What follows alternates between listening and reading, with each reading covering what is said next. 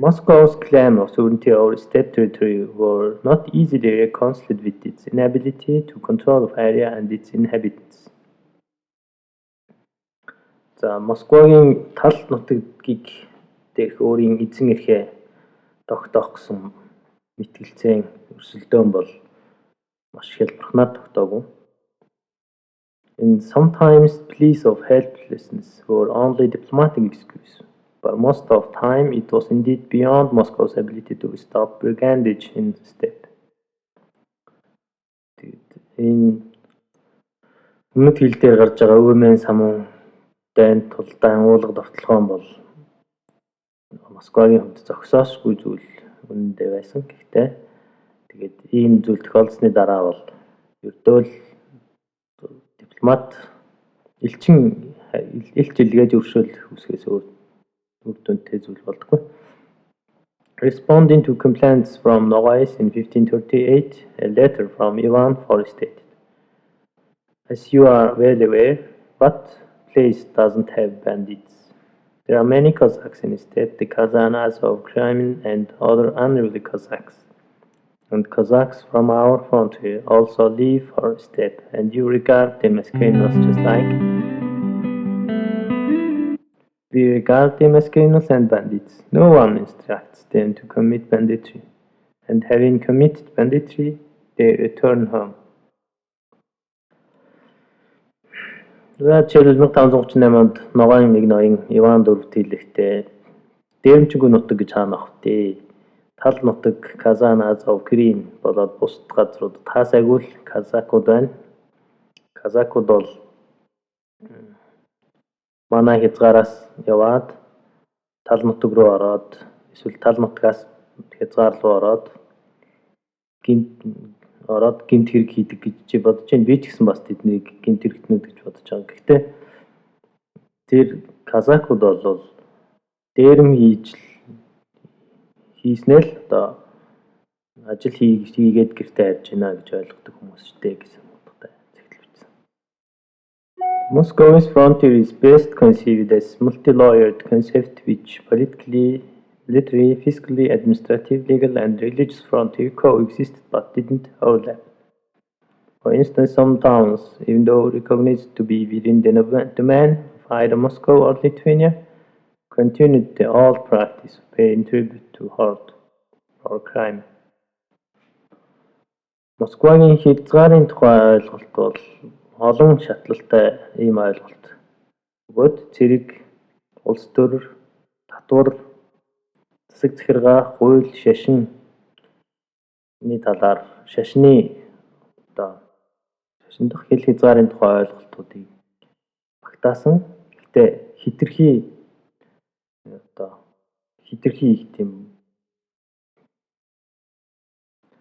хитрүүлээгүй тийм ойлголт. Жишээлбэл зарим хотууд Москвагийн ч бай, Литвийн ч бай бүгдээрээ л бас орд болоод алтан орд Кримийн хаант улс зэрэг бас татвар төлж исэн. The fiscal frontier was not only one that didn't coincide with political boundaries. Тийм болохоор энэ эдийн засгийн хил хязгаар, татварын хил бол улс төрийн хилтэй яг доосны хоёр тал шиг зэрэгцэхгүй. While de facto frontier of Russian state was its fortification lines in the south and newly built forts in east, Moscow's de jure political claim, territorial claim far surpassed its actual control. Numerous people of Moscow claimed that its subjects remained for centuries beyond the reach of Moscow's military and administrative and legal and missionary arms.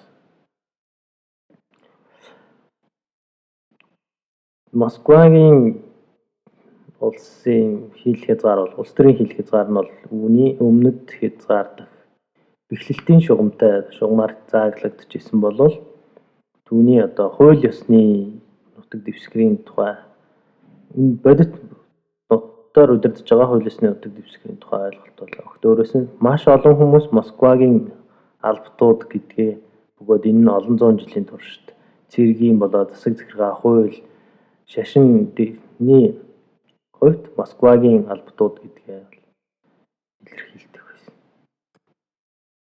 In the contrast to the western borders, which were clearly demarcated, negotiated with state-organized neighbors of Moscow, and agreed upon in written treaties, and southern frontiers remained ambiguous, ever changing.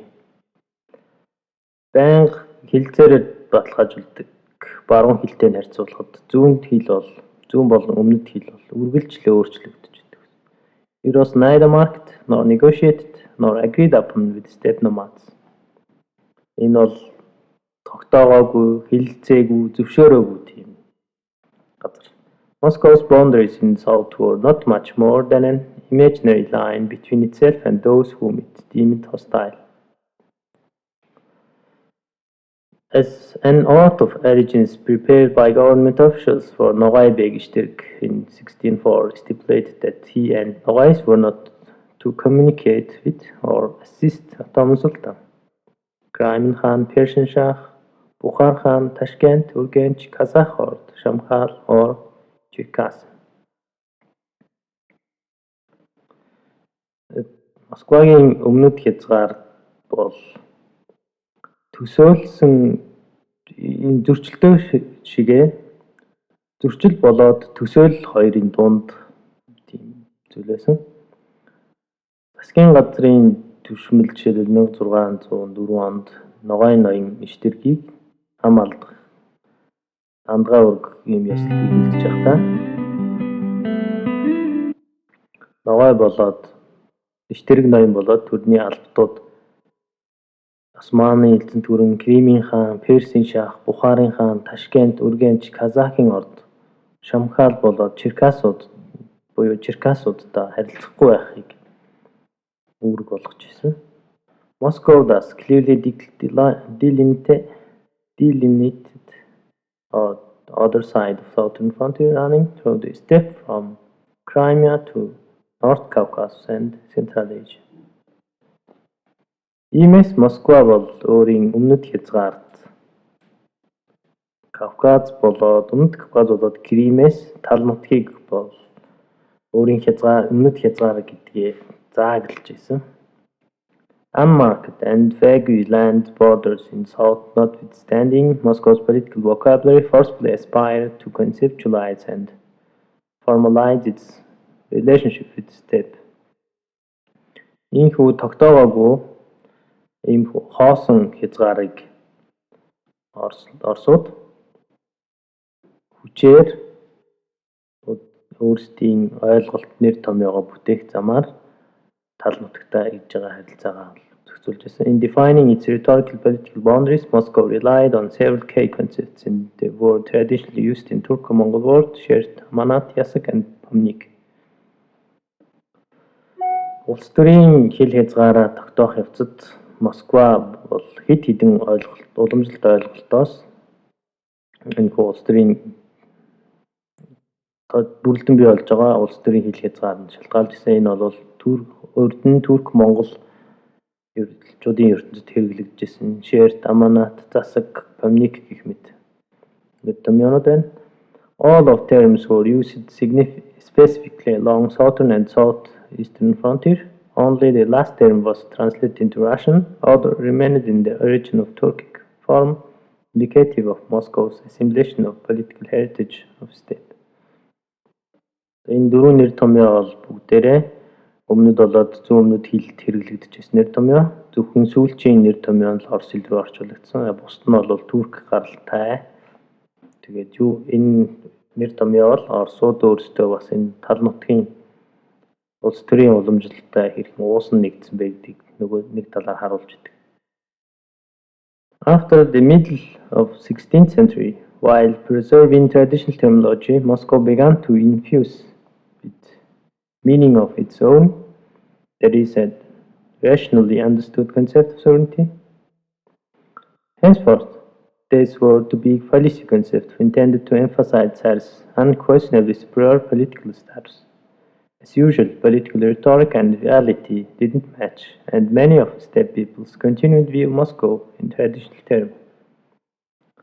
16-р зууны сүүл үеэс эхлээд энэ уламжлалт нэр томьёог Москва өөрийнхөө утгаар тодорхойлох болсон.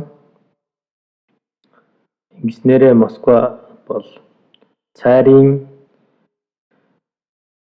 одоо эрхэм сурвалжт буюу илүү эрх мэдэлтэй, илүү улс төрийн байр суурьтай гэдгийг тодтох зорилготой тийм улс төрийн нэр томьёонууд хэрэглэж эхэлсэн.